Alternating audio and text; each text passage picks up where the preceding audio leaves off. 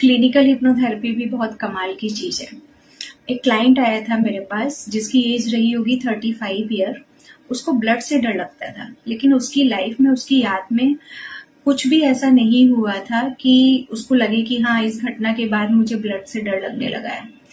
तो जब मैंने उसको हिप्नोथेरेपी का सेशन दिया और उसमें जब उसको एज रिग्रेशन कराया, तो वहाँ पर उसने देखा कि वो अपने मदर के वूम में है और मूवी हॉल है और मूवी चल रही है, चारों तरफ अंधेरा है और उस मूवी हॉल में कुछ ऐसा हुआ कि वहाँ भगदड़ मच गई और उस भगदड़ में मदर को चोट लगी और उस चोट में जो ब्लड था वो उसने महसूस किया उस मदर वूम में ही। और जब वो सेशन से बाहर आया तो हमने उसको बोला कि आप एक बार मदर से जाकर कंफर्म करिएगा,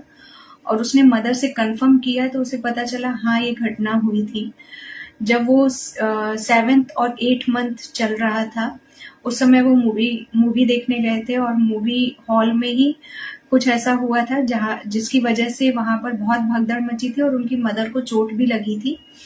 और ब्लड भी आया था उनको। जब उन्होंने स्कैन कराया तो उनको पता चला कि थोड़ा सा ब्लड आया है पेट में, स्कैन में नजर आ रहा है। तो वो घटना सच निकली और हुआ यूं कि वो देखने के बाद उस क्लाइंट का जो डर था ब्लड को लेकर, वो बहुत कम हो गया, ना के बराबर हो गया, and he was very happy. तो हिप्नोथेरेपी वो काम कर देती है जो आप कॉन्शियसली बहुत एफर्ट डालने के बाद भी बहुत टाइम लगता है किसी व्यवहार को बदलने में, किसी डर को बदलने में,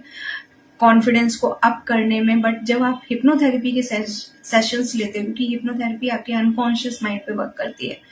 तो जब आप हिप्नोथेरेपी के सेशंस लेते हो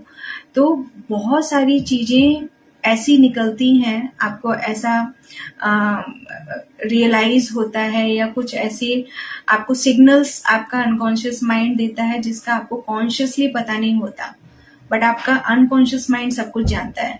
तो बहुत अच्छी रिकवरी होती है किसी भी प्रॉब्लम से जब आप हिप्नोथेरेपी के सेशंस लेते हैं तो।